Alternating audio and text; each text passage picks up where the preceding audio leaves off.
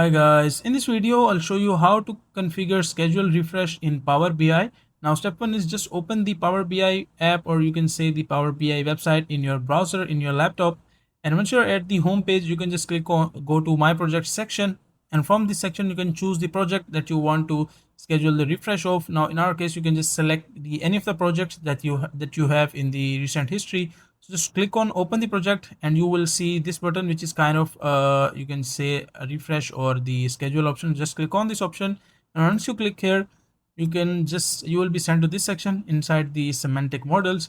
So from this section you can just describe the content of the semantic model if you want to. Otherwise you can just scroll down in this page, and once you scroll down you will see all these options like gateway, data source, parameters, and refresh as well. So just click on this refresh button, and once you click on refresh, so you will be seeing this kind of setting: configure refresh schedule.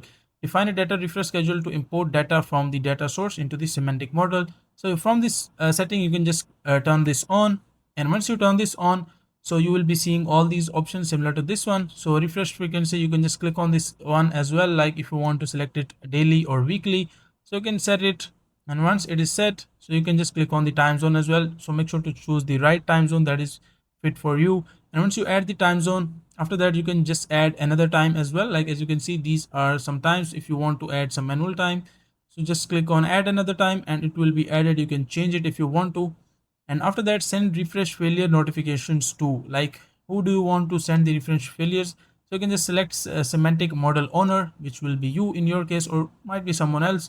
So you can take this one, or you can just take this option like these contacts, and inside these contacts you can just enter the person's email address and it will be added into this section as well. And once done, just click on the apply button, and once you click on apply, it will be added. And once you go to the my project section again, now this was the project which you can see like the second one, and here is the next refresh, date and time added in front of it.